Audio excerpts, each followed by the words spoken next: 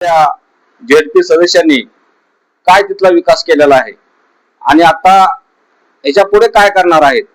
यांच्या हातामध्ये आतापर्यंत महाराष्ट्रातील सरकार, केंद्रातलं सरकार असून सुद्धा, निधीची उपलब्ध असून सुद्धा आतापर्यंत त्या गटाचा विकास झालेला नाही।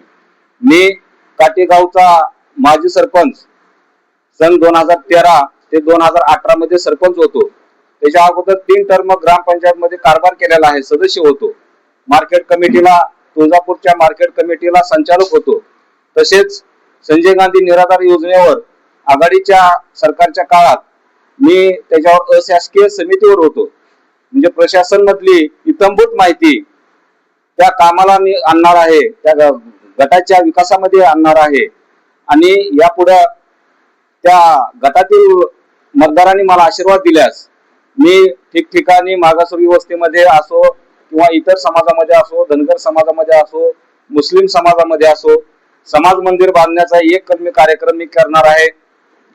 गावोगावी जोडणारे रस्ते, निकृष्ट दर्जाचे झालेले रस्ते, त्याची सुधारणा असो, पाणी पुरवठ्याची व्यवस्था पूर्ण वस्तीमध्ये, गावगाव पूर्ण वस्तीमध्ये इत्थंभूत व्यवस्था मी करणार आहे। मला त्यातला प्रशासन मधला मी ग्रॅज्युएशन पूर्ण केलेला उमेदवार आहे, शिक्षण झालेला उमेदवार आहे। इतर उमेदवाराचा न सांगता मी माझंच स्वतःच मी सांगून मी मतदाराला मतदान मागणार आहे आणि मला भरघोस अशा मताने निवडून देण्यासाठी सर्व जनतेला मी आशीर्वाद मागून आपले 2 शब्द संपवतो। तसेच येणाऱ्या 5 फेब्रुवारीला मतदानाची तारीख आहे।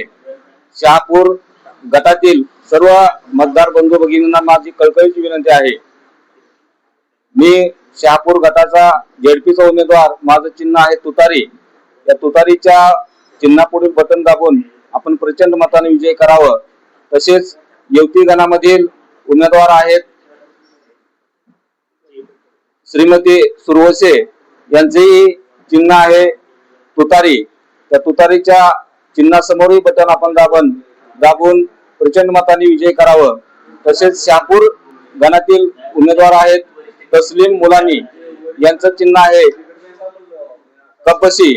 या कपशीच्या चित्रासमोरच्या बटन दाबून आपण त्यांनाही प्रचंड मताने विजय करावं अशी मी विनंती करत आहे।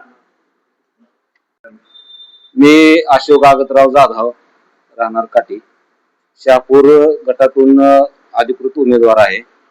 वंचित बहुजन आघाडी आणि राष्ट्रवादी काँग्रेस पार्टी शरदचंद्रजी पवार साहेब यांच्या युतीचा उमेदवार आहे। मी जेव्हा शहापूर गटामध्ये प्रचारानिमित्त दौरा केला त्यावेळेस त्या गटामध्ये असं दिसून आलं, अत्यंत दयनीय अवस्था त्या शहापूर गटाची आहे। आतापर्यंत प्रस्थापित उमेदवारांना त्या गटामध्ये निवडून दिलेलं होतं।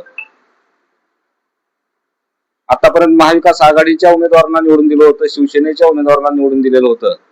परंतु त्या गटात फिरताना अतिशय खराब रस्ते, ठिकठिकाणी खड्डे पडलेले रस्ते, पाण्याची दुरावस्था, मागासवर्गीय वस्तीत म्हणा किंवा इतर समाजात म्हणा, समाज मंदिराची गैरसोय, समाज मंदिरच काही ठिकाणी नाही, स्मशानभूमीची गैरसोय, स्मशानभूमी दहनशेड नाहीत, अनेक प्रश्न तिथं अडीअडचणी मला दिसून आलेले आहेत। प्रश्न पडला, आतापर्यंत या महाविकास आघाडी